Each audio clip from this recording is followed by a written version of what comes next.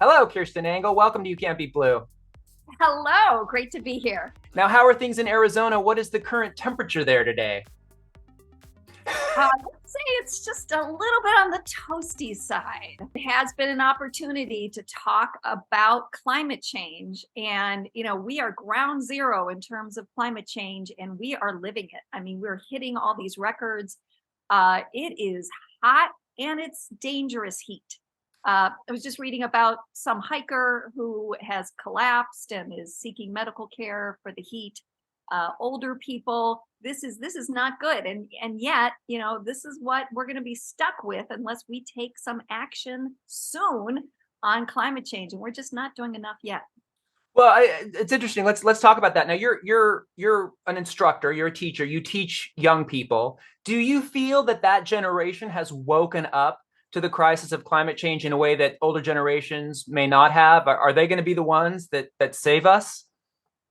Yes, and I think that is what's going to save us. Is they care about it, and they're seeing their future being impacted by it. So I'm excited that they're becoming voters, and I have an 18-year-old daughter. Well, I'm glad you mentioned your daughter, because I've watched you in other interviews, and you credit her as a motivating factor in your running.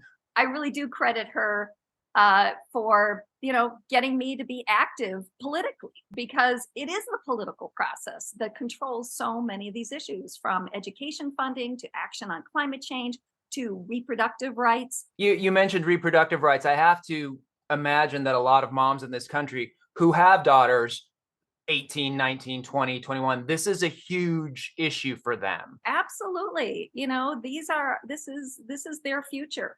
And, to them, it feels like a slap in the face that we would take away rights that we had, our generation had, we take away from them. And my opponent in this election, who's in office now, he cheered the repeal of Roe versus Wade, supports that law, and is moving forward aggressively with more restrictions. So that's a top issue for me. And your opponent, last time you were here, I asked you to describe him in one word. The word you used was opportunistic, and it looks like that hasn't changed very much.